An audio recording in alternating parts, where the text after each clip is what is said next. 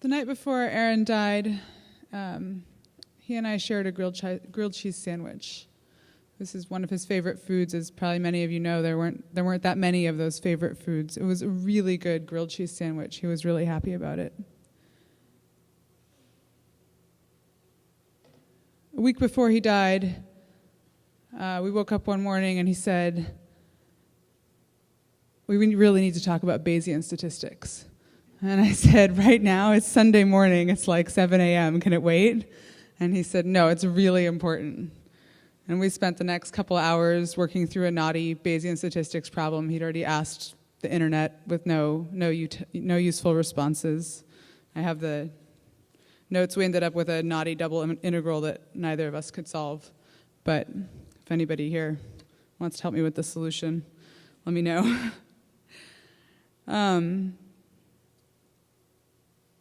He was really excited the last couple months. He was working on a drug policy research with a friend of his, Matt Stoller, for GiveWell.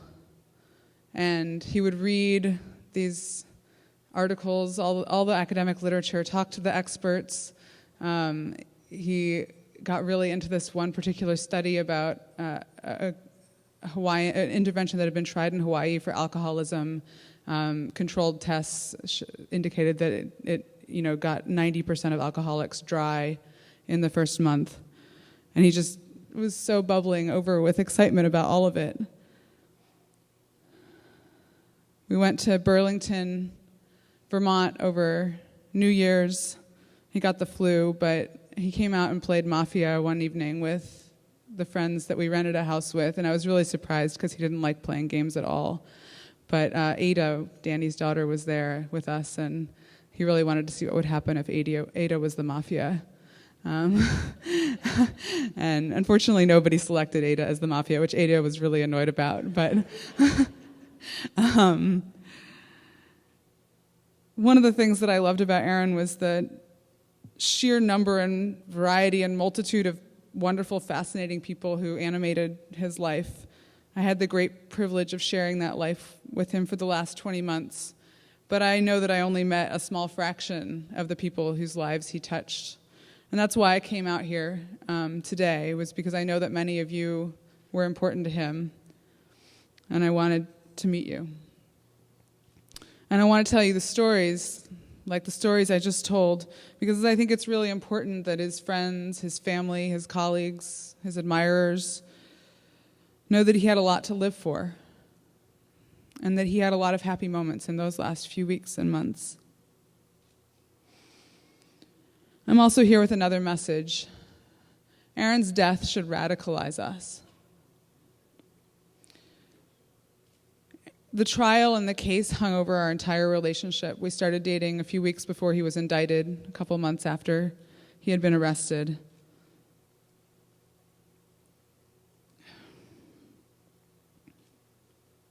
I met his parents for the first time at 12:30 a.m. the night before the indictment and spent 5 hours with them in the courthouse the next day. They didn't know I existed before that, so that was an interesting first meeting. He hadn't told me what was going on when we first started dating. All I knew that there was something bad happening in his life and that I was a good distraction from it. He called it the bad thing, and I had wild speculation about what it might be. My leading candidate theory at one point was that he was having an affair with Elizabeth Warren and was going to ruin her career.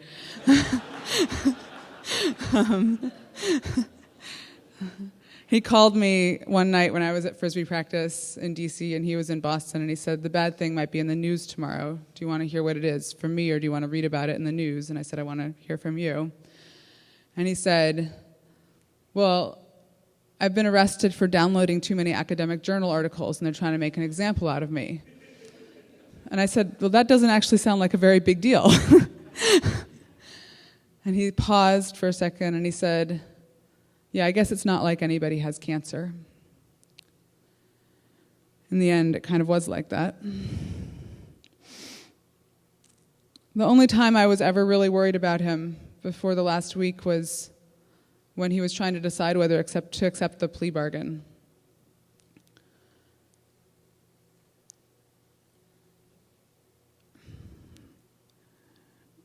The whole thing was so hard and so stressful, and he carried so much of the weight of it on his own.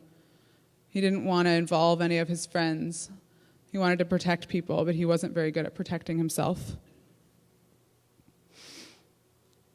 I went to Boston with him last month in December for a hearing, and the trial got the judge granted another evidentiary hearing about whether evidence should be admitted, and the trial was delayed for another couple of months.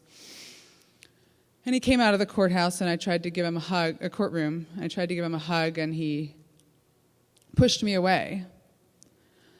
He said, "Not in front of Hyman, not in front of Steve Hyman, the prosecutor." He said, "I don't want to show him that. I don't want to show him any vulnerability." I think Aaron made the wrong choice 2 weeks ago. I think the odds were decent at the trial, and I think even if he hadn't won, that life still was worth living.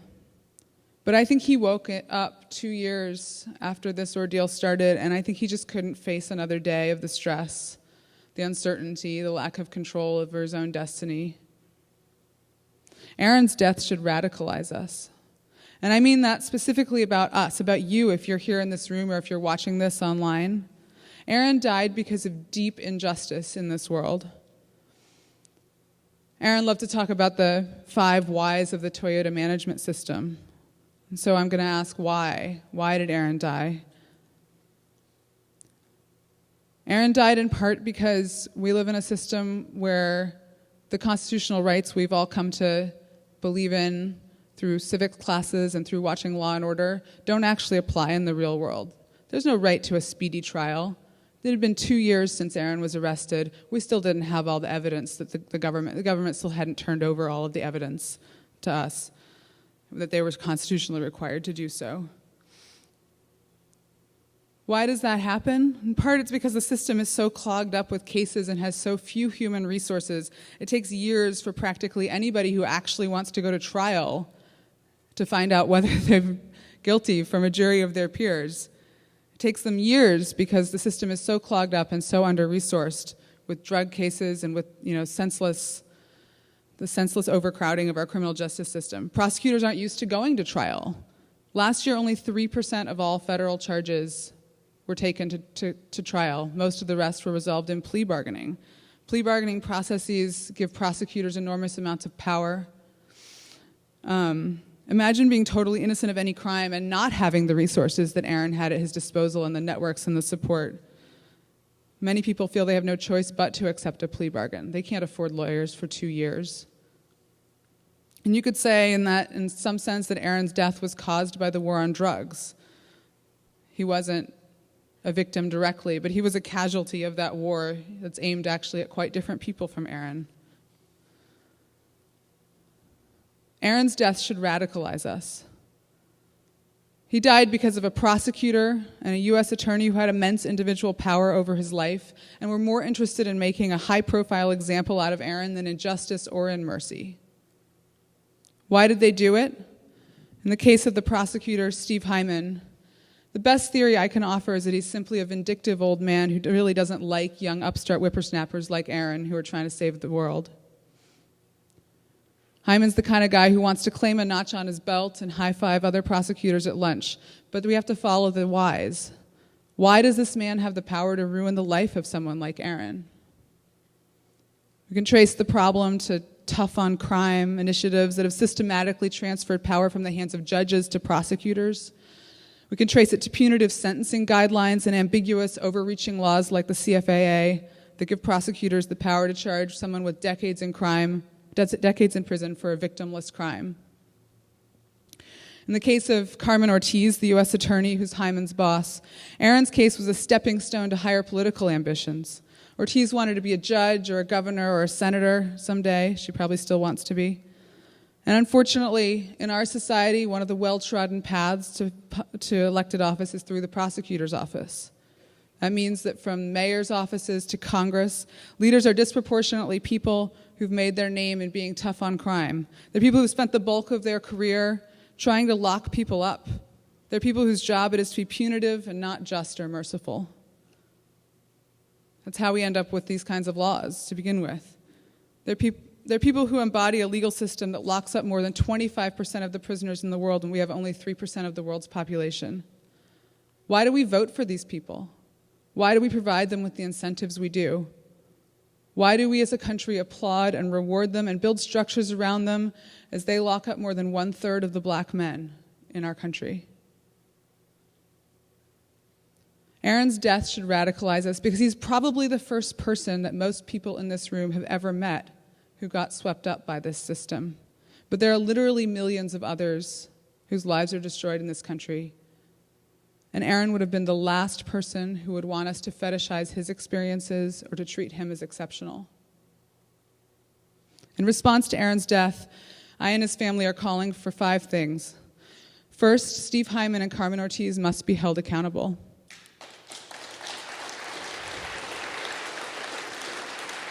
Second, MIT has lost its way and it must find it again. MIT could have saved Aaron with a single public statement and it refused.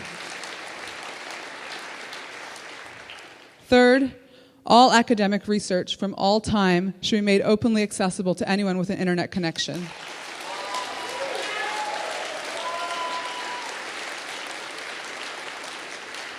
Fourth, we have to amend the Computer Fraud and Abuse Act to prevent prosecutors from these kinds of overreaches.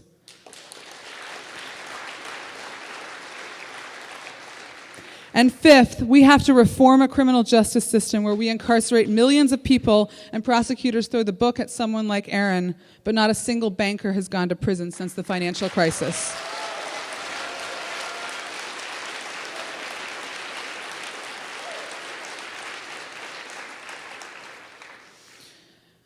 Aaron's death should radicalize us, but Aaron's life should also radicalize us in a very different way.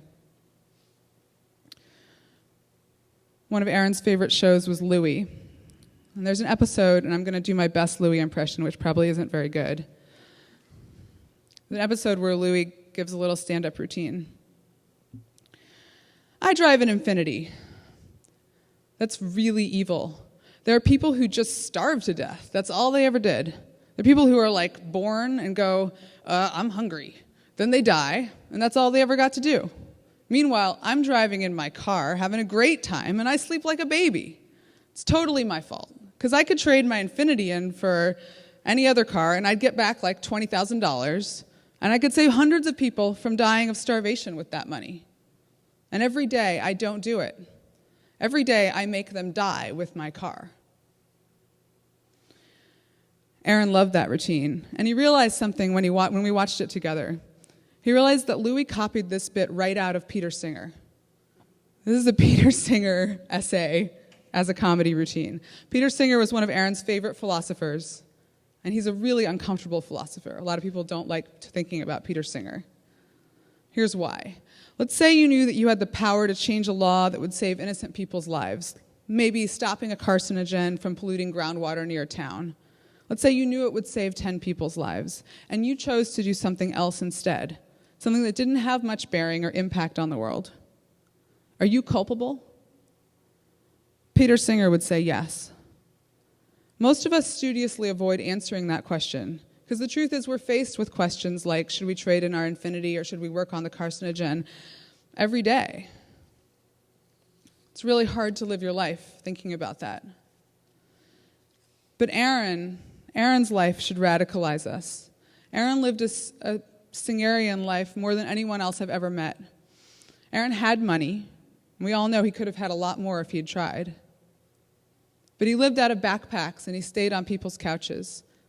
Sometimes, I'll admit, it went a little too far. Like the time we'd been dating for a few months and we were meeting up in Boston, and it was his responsibility to find us a place to stay.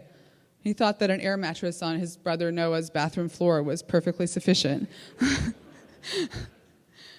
But I respected him for it. He didn't buy an Infiniti. He didn't get a nice apartment. When he died, he left his estate primarily to give well, probably the most Singerian of all charities. But living a life of personal austerity and charity isn't enough. Aaron felt responsible not just for the direct costs of his lifestyle, but for the opportunity costs. He felt responsible for the carcinogens he wasn't stopping. Here in Silicon Valley, The idea of changing the world is no mirage. You see examples all around you every day of people who've changed the world. And Aaron was one of those people. But the question is, how are they changing the world? Facebook has changed the world, sure. But is the world better off because of Facebook? And even more importantly, if you're deciding whether to take a job at Facebook, is that the place in the world where you can do the most good? Aaron wanted to do the most good. He wanted to apply the lean startup framework to impact. He was learning and iterating. He thought we all needed to think both bigger and smaller.